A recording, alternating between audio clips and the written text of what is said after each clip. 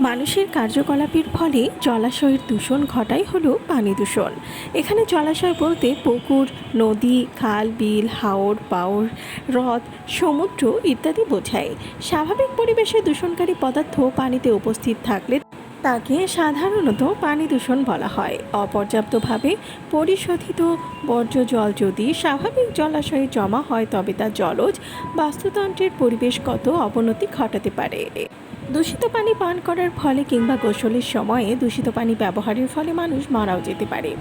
পুকুর কিংবা নদীতে অসুস্থ রোগীর ময়লা কাপড় কাচা, পাট পচানো, পোষা পায়খানা করা, প্রাণীর মৃতদেহ ফেলা প্রভৃতি কারণে পানি দূষিত হয়। কলকারখানার বর্জ্য পানিতে মিশিয়ে নদী নালার পানি দূষিত হতে পারে। বন্যায় ও জলোচ্ছ্বাসে মানুষ ও পশু পাখির মলমূত্র পানিতে মিশে পানিকে দূষিত করে।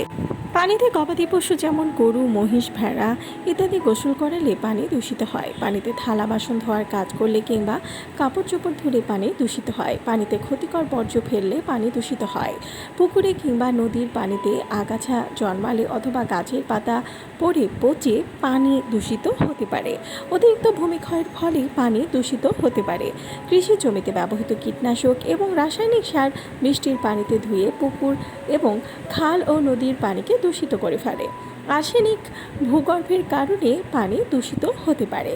আশা করি বুঝতে পেরেছেন। ভিডিওটি ভালো লাগলে চ্যানেলটিকে সাবস্ক্রাইব করুন আর পাশে থাকা বেল আইকনে ক্লিক করে দিন, তাহলে পরবর্তী ভিডিও আপলোড করার সাথে সাথেই আপনার কাছে পৌঁছে যাবে।